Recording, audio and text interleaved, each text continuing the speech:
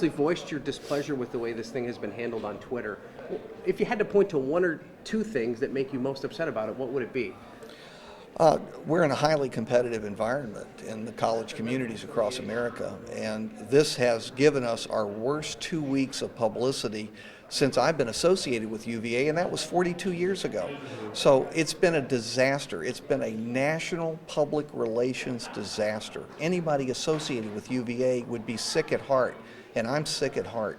And is it necessarily the decision that the Board of Visitors made, or the way they made that decision, and the fact that it wasn't necessarily the most open and public process? Well, I think the decision was a bad one, but the process that they used was absolutely outrageous. There wasn't a scintilla of transparency in it.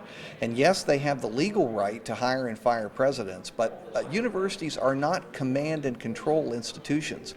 We're not the military.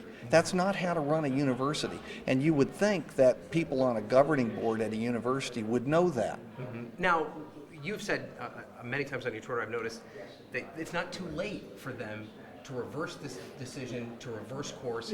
And do you think that the only way to get out of this disaster, as you've coined it, is to reinstate the president? I see no way out at this point other than the reinstatement of Teresa Sullivan. And the Board of Visitors right now are goats, but they can become heroes. And we all hope they'll do the right thing. There's no other way out. Even the interim president, who was appointed just a few days ago, has recognized that and stepped aside. I don't know who would take this at this point. What about the governor? The governor has stated pretty specifically that it's not his job to intervene with the role of the Board of Visitors. Do you agree with that? Is there some sort of influence that he should have over this decision? Well, I've lived in Virginia for 60 years, and I happen to remember instances where governors demonstrated leadership in crisis situations at universities, and they did intervene. But I can certainly understand why Governor McDonald might not want to do that.